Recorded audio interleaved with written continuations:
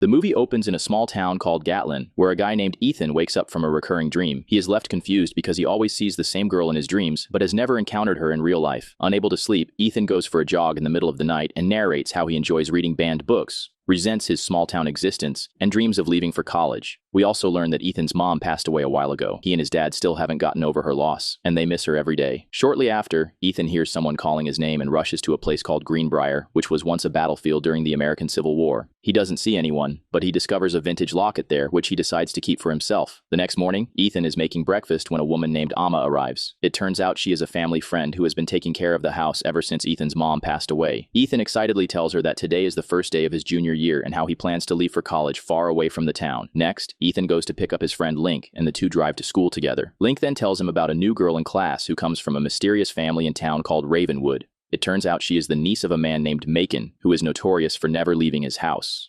Later in class, Ethan is approached by a popular girl named Emily, who has a crush on him. He doesn't appear interested, but she refuses to take the hint or give up. She then plans a movie date for them this weekend, to which an annoyed Ethan reluctantly agrees. Sometime later, the new student, Lena Duchan, finally arrives, and Ethan is shocked to see her, as she is the same girl who has always appeared in his dreams. Emily seems clearly jealous of her, so she and her friend start mocking Lena, claiming her entire family are Satan worshippers. Lena feels deeply hurt by their words, but she stays calm and says nothing. Later, Ethan is seen driving in the rain while blasting music. When he almost runs over Lena on the highway, he asks her if she was trying to kill herself, which offends Lena and makes her angry. It turns out her car had actually broken down, and she accuses him of being a bully and judgmental like everyone else. Ethan apologizes and offers to take her home, and after a lot of convincing, she finally agrees. During the ride, the two get to know each other better. Lena shares about her parents dying in a fire, and Ethan shares about his mom dying in a car accident. Ethan notices she's reading a book by Bukowski and asks her about it, since he enjoys reading as well. They begin bonding over their shared love of poetry, but soon they arrive in front of Lena's place, which is actually a vintage mansion. He wants to accompany her inside, but she asks him to leave, warning that her uncle will get angry. That evening, Ethan also starts Bukowski's book in an attempt to bond with Lena. Later, he arrives at Greenbrier, where lightning has struck constantly in the same spot. This leaves Ethan shocked, as it is the same place that always appears in his dreams. Many people are gathered to witness the bizarre sight, and Emily claims such strange events have been happening since Lena's arrival, and she must be a witch. This angers Ethan, so he defends Lena and calls out Emily for her bullying behavior. This leads to an argument between them, and Emily decides to distance herself from him and leaves. The next day, in class, a teacher asks the students to read a banned book as their assignment, but Emily and her friend refuse, saying they can't read such a book because their church forbids it. The two girls also claim they shouldn't even be in the same class as Lena, who comes from a Satanist family. The teacher insists this isn't true, but the girls suddenly begin praying in the middle of class, making Lena anxious. All of a sudden, the classroom window shatters dramatically, injuring a few people and causing everyone to panic. Ethan worries for Lena and tries to check on her, but she anxiously rushes out, leading everyone to believe she is a witch. After school, Ethan goes to Lena's home and finds her sitting in the garden. She seems very upset, so he tries reciting some poems by Bukowski but fails miserably, which finally makes her laugh. While they're chatting, they suddenly hear Macon's voice, and Lena urges Ethan to leave quickly, but it turns out her uncle has already seen him and invites him into their home.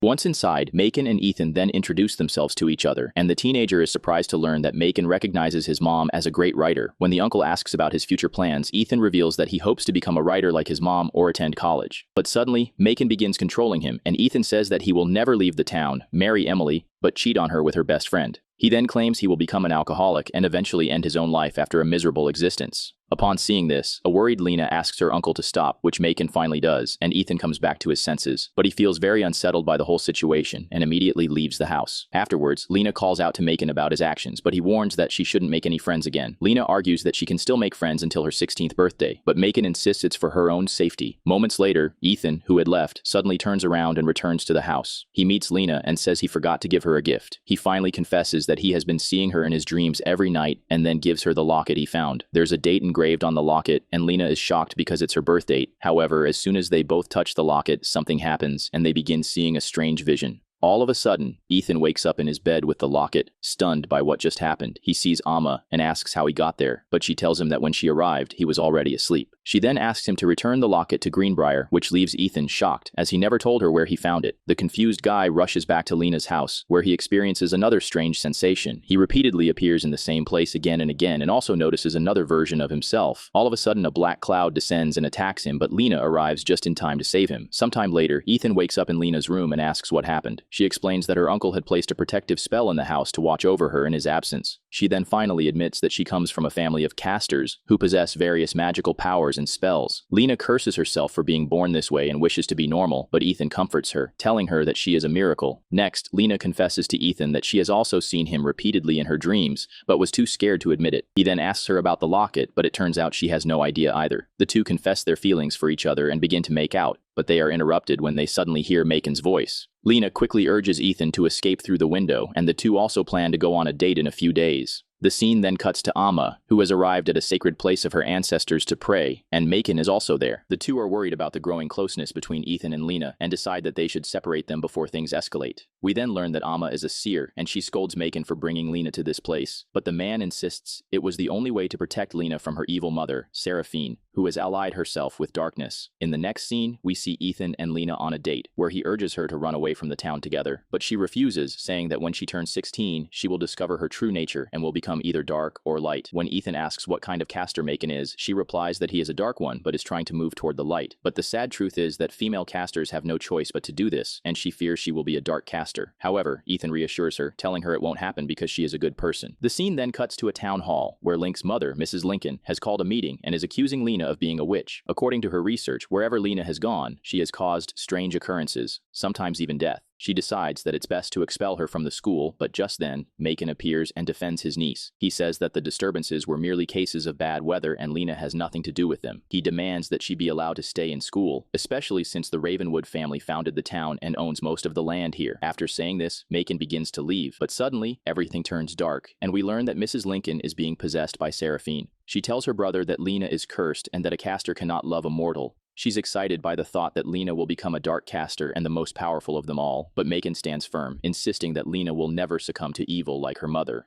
The next day, Ethan is exercising on the school field when he is approached by a woman named Ridley. She introduces herself as Lena's cousin and invites him to have dinner with the family. Ethan agrees without hesitation, and soon they arrive at Macon's mansion, where the whole family has gathered for a reunion. But no one is happy to see Ridley since she is a dark caster, and they shut her out. Macon asks Ethan what he's doing there, but the poor guy is unable to speak, as Ridley has put a spell on him. At the dinner table, Lena is shocked to see her boyfriend and becomes angry at her cousin, but Macon asks her to stay calm. They begin eating together, and Ridley brings up the possibility of Lena turning dark, asking the family if they would cast her out as well. She then tries to provoke her cousin by touching Ethan, which makes Lena so furious that she unleashes her powers, causing the table to spin violently. She finally kicks Ridley out of the house, while Ethan collapses to the floor, nauseous. Lena rushes to check on him, while her grandma and uncle grow worried about her feelings for the boy. Later, Lena tells Ethan that Ridley wasn't always like this, and that they used to be very close. It turns out that when Ridley turned 16, she even ran away from the house because she didn't want to hurt her loved ones. Unfortunately, Ridley was soon consumed by evil, and Lena witnessed her cousin's first crime when she lured a man and hit him with a train. Lena worries that she might end up like her, but Ethan assures her that it won't happen. In the next scene, Lena and Ethan go on a movie date, where they run into Emily and her friends. The bullies once again start taunting Lena, which upsets her, but Ethan quickly steps in and calms her down. Meanwhile, outside the theater, Link is approached by Ridley, who casts a spell on him to control his mind and begins seducing him. Later, while watching the movie, Lena finds the same locket in Ethan's pocket, and the two decide to touch it again to see what happens. Suddenly, they are pulled into a flashback of the American Civil War in Greenbrier, where Lena's ancestor Genevieve becomes frantic after discovering her lover dead. She refuses to accept his death and uses a forbidden spell to bring him back to life. The spell works, but Genevieve soon transforms into a dark caster and eventually kills the man she revived. We then also learn that the locket they found belonged to her. Upon seeing this, Lena begins to scream, so Ethan calms her down and takes her to his place. Soon after, Macon and Amma arrive, and they reveal that due to Genevieve's actions, all of her female descendants have been cursed and are unable to choose whether they will become dark or light. Macon further explains that Seraphine is still alive and has been using Ethan to manipulate her daughter. It turns out Seraphine plans to make Lena a powerful dark caster and then wipe out humanity, leaving only casters behind. Therefore, Macon insists the two must stay away from each other for their own good.